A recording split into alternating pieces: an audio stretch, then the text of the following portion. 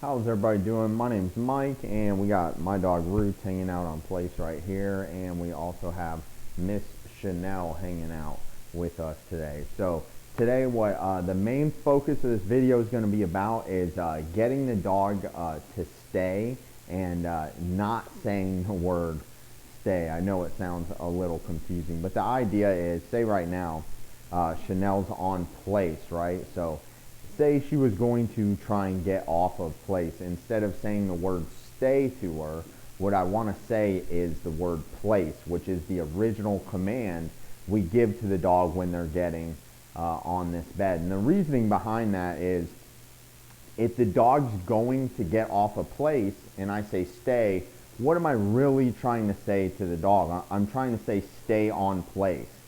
So it's much easier for the dog if we stick to just saying the word place, because now the dog knows when we say the word place, they know that means their bed. They know that also means stay on that bed, which is the original command, right? So if we say stay, we're teaching the dog there's another part to that place command that we haven't done yet, or it just gets very confusing because now there's an extra part to the command. Same thing if I'm working with her and I'm having her sit, and then I start moving and I want her to stay sitting.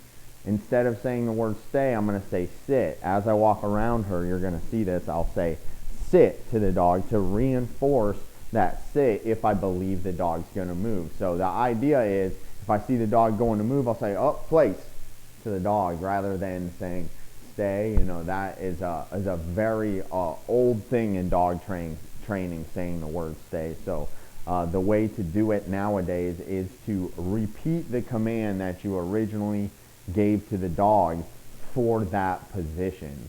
As you can see, she's doing a really good job being on place, so I'm not having to say that to her. But you're going to see as I get her up and work with her, if she goes to move, or even if she doesn't move, just because I need to remind the dog as I'm moving for them to stay in that position, I will tell her sit as I'm moving around the dog. So we'll go ahead and move forward with that. So we're using a training collar and we're using an e-collar with the dog, and really we're just pairing the e-collar with the prong collar. So anytime I correct the dog with the prong collar, I'm going to pair it with it's on a low level on the e-collar. It's on 28 on the e-collar, and that's a very low level for this collar. So we're just pairing that. You can use either or when doing this, but at first, when introducing this to the dog, we can pair the leash with the e-collar, and the e-collar just represents the leash if you were doing off-leash work. In this scenario, we're using the e-collar to help reinforce what we want from the dog. All right. And see how, nope, place. So that's why, so what happened is she stepped off the bed, and this is a good opportunity for everybody to see what just happened and when we would correct the dog, right? I grabbed the leash. At first she did a really good job. She didn't move at all. Then I grab the leash and she steps her foot off the bed. That's basically the criteria for the dog to get corrected when on place.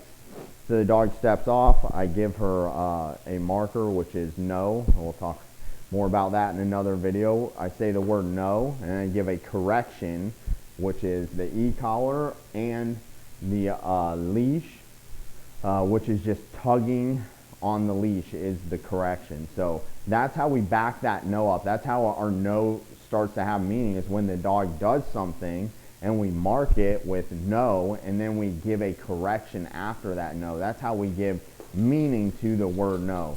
Simply just saying the word no is not going to get a reaction from the dog. You have to back that up. So when something like that happens, what we want to do is recreate that scenario and do it again. Place. Nope. So I give her a little correction. I give her a correction with the e-collar and the leash, and I mark it when she comes off that bed. So we want to do it again until the dog does it the way we want her to do it. Place. And we're doing exactly what I was just talking about, how to get the dog to stay on the place bed without saying the word stay, right? Place. It's much more important what you're doing, your actions, or how you're handling the leash rather than what you're saying. But it's important that what we're saying matches what we're doing. Place. Good girl. Good place. Good place. Good job. Good place. Place. Good girl. Good place. So anytime the dog doesn't do what we're looking for, we want to practice and make an exercise out of that and do it until we get what we're looking for from the dog. Place. Nice. Good place. Good place. That's why I'm like wiggling the leash like this, because a lot of dogs will try and bolt off of the place just because we're wiggling the leash.